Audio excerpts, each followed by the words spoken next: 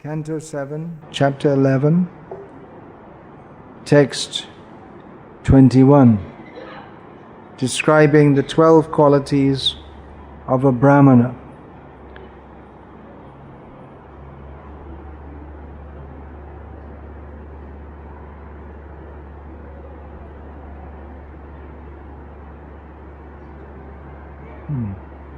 Dharmascha satyam cha damastapascha amadsaryam hrish titikshana asuya. There's no diacritical marks here. Yagyascha danam cha driti shutang cha vratani vaidvadasha brahmanasya. A Brahmana must be perfectly religious, he must be truthful, and he must be able to control his senses. He must execute severe austerities, and he must be detached, humble, and tolerant. He must not envy anyone, and he must be expert in performing sacrifices and giving whatever he has in charity. He must be fixed in devotional service and expert in the knowledge of the Vedas. These are the 12 qualifications for a Brahmana. And these are 12 basic qualities, and these cover a wide field.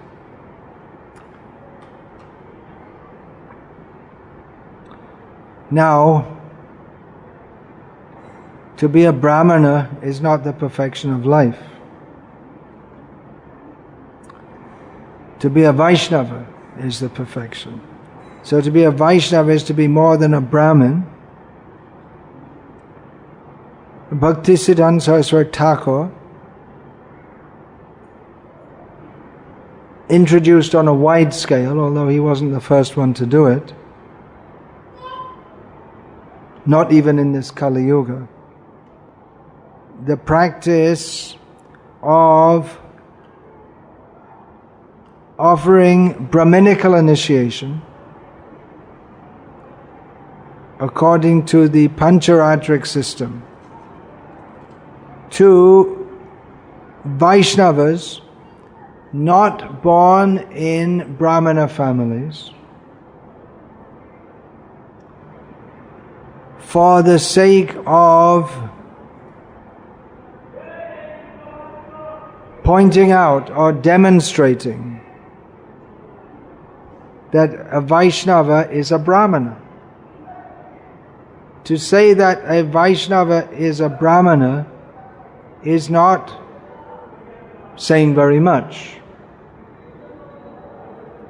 Now, in the modern age, the term lakpati is not used, because practically every beggar in the street is a lakpati. The value of the rupee has much diminished. And even crorepati. Now it's getting as such, in Bombay you can't buy a little you can't buy enough space to have one bedroom and a toilet for less than a crore. I don't think so. Anywhere in Bombay. Even a slum, the worst slum building would be at least a crore. So to be a crorepati, it doesn't have much meaning, but it used to have a lot of meaning. So I can just use that as an example. To call someone who's a crorepati, which if you get a lakpati, that means something big. So to be a crorepati was something very big. So to call someone who's a crorepati a lakpati, it's true, but it doesn't really bring out the significance. It doesn't really mean very much. It might even be seen as something almost like an insult. Just like if you see the DSP of police comes and you say, "Oh, sergeant," the status of a sergeant is within that, but he's much more, so it becomes actually an insult to ascribe a lower rank to him. So actually, to say that a Vaishnava is a Brahmin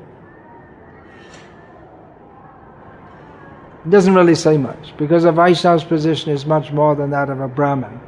Of course, if we say that a Vaishnava is a Shudra, that becomes very insulting.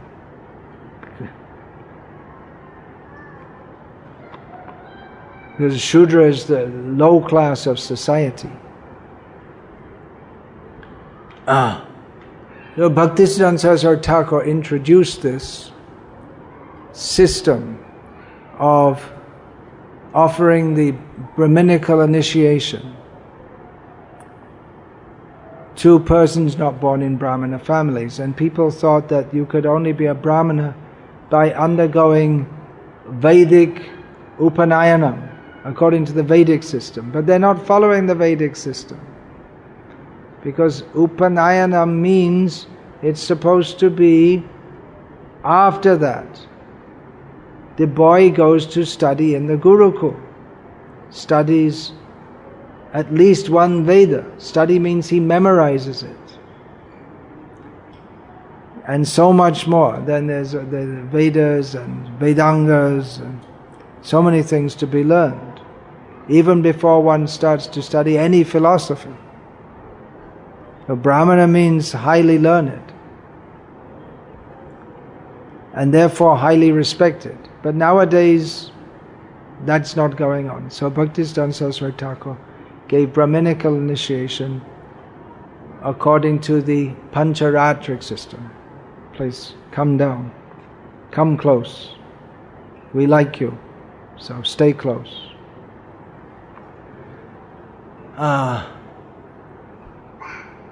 What is that verse? Yata kangsya. What is that verse? Yata kangsyamatam yati. Yata kanchanatam yati. Kangsyam rasa vidhanataha. Tata diksha vidhaneta dvijatvam jayate nrinam. Just as gold can be produced from bell metal by a certain process, so by the process of initiation, any man can attain the status of twice born. Anyone born in the human species can attain the status of twice born. Anyway, that's not the particular verse I'm speaking on. Anyway, we should understand that. Now, it may be that a Vaishnava coming from a background, not a Brahminical background, it means not from a Brahmin family or very high class family, then he may not have these qualities of being very religious in the worldly sense. Although a Vaishnava is worldly, is religious in the topmost, is religious in the topmost sense. He may not come to him very naturally to be truthful, able to control his senses, to perform, Srila Prabhupada writes here, severe austerities. But still his position is more than that of a Brahmin, because the Brahmin ultimately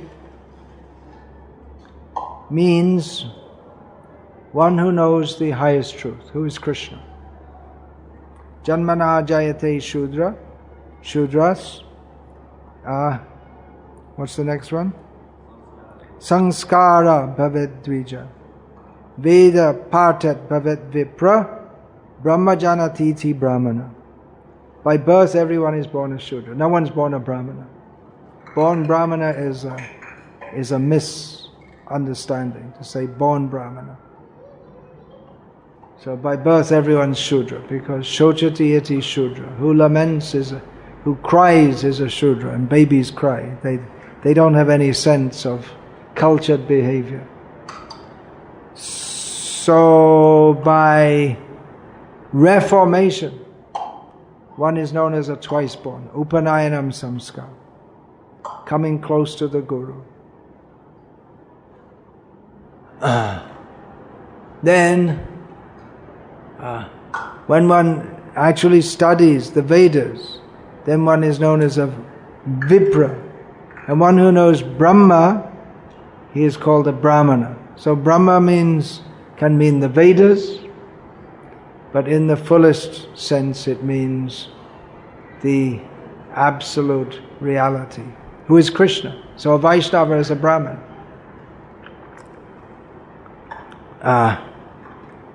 Now, on the order of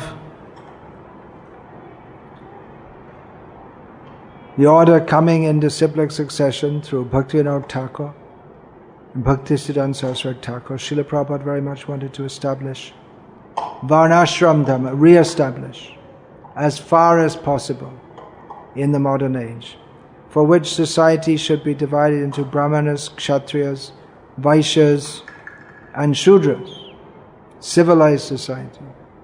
And outside of that are the Antyajas, those who are literally born outside. So, even though Vaishnavas are above these classifications, because they're on the platform of worshipping Vishnu, which is not a material activity. This is a division of material society. So Srila Prabhupada wanted to make this division, to establish Varnashram Dharma, which is conducive for living in this world and practicing Krishna consciousness.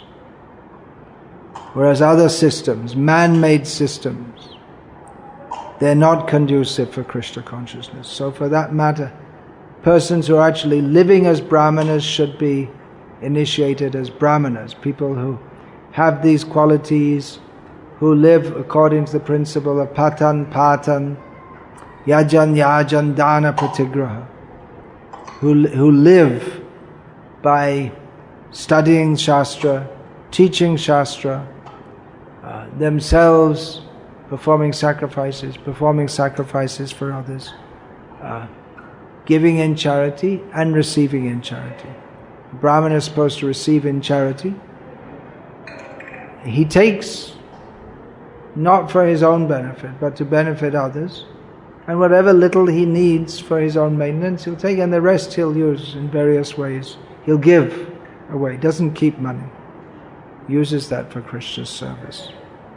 So those who are actually living as Brahmanas and cultivating these qualities, they should be offered Brahminical initiation. Which is why I generally don't give Brahminical initiation, although I think I'm the only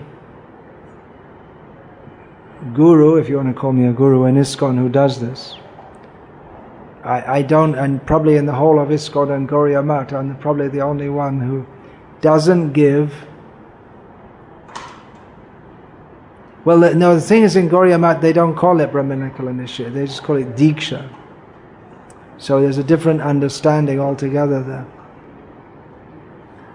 So I don't give that to devotees who are working in a job and earning money, taking a salary, because that is the Shvavriti, it's called in Srimad Bhagavatam, the means of livelihood of a dog.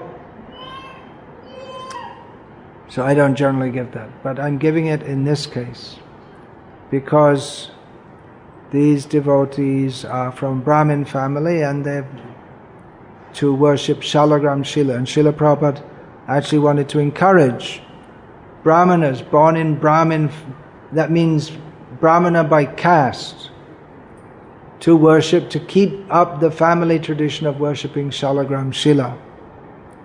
So they may do that. I'm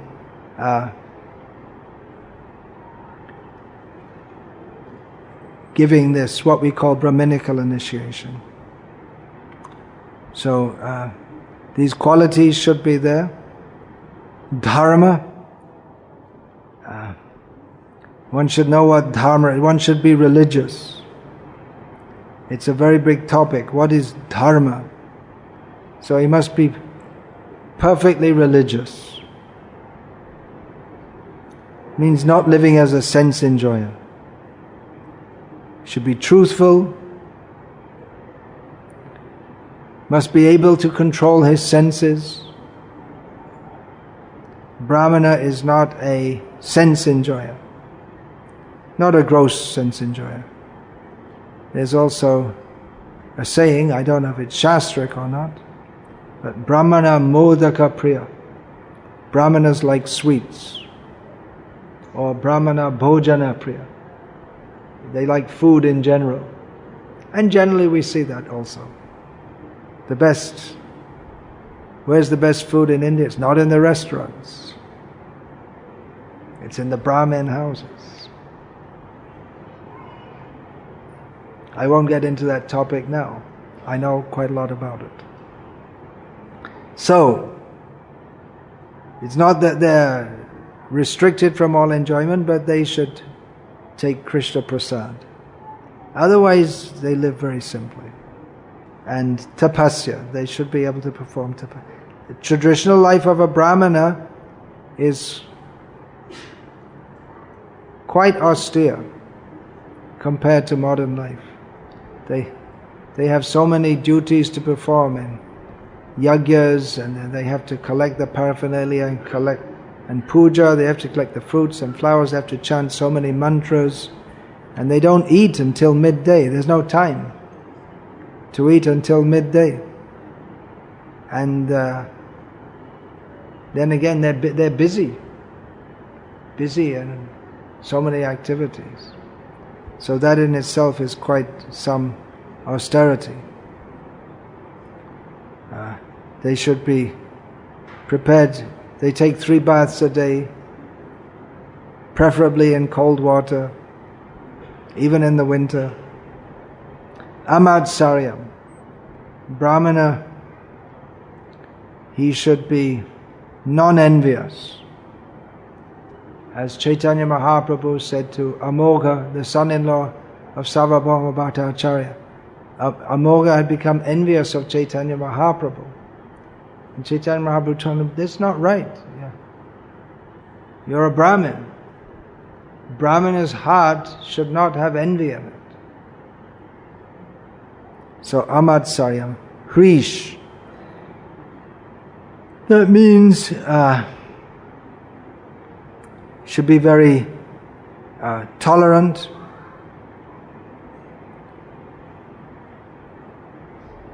No. Humble. What's the better word? Humble. Female quality. Humility. Titiksha, that's, Titiksha means tolerance, not in the sense the modern, that you tolerate all nonsense. Just tolerate everything. Don't be judgmental.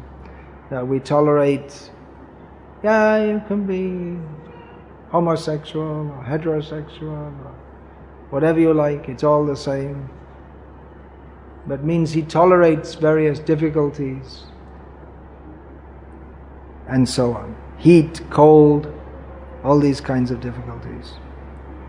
And again, as if to emphasize it, anasuya, not envious. So these are synonyms. Amadsaryam, anasuya. Probably there's some nuanced difference. Then yagya, performs yagyas. Dhanam, gives charity. Dhriti, is very fixed in his determination. Shrutam, very learned in the Vedas. So these are the 12 qualities of a Brahmana. So Hare Krishna.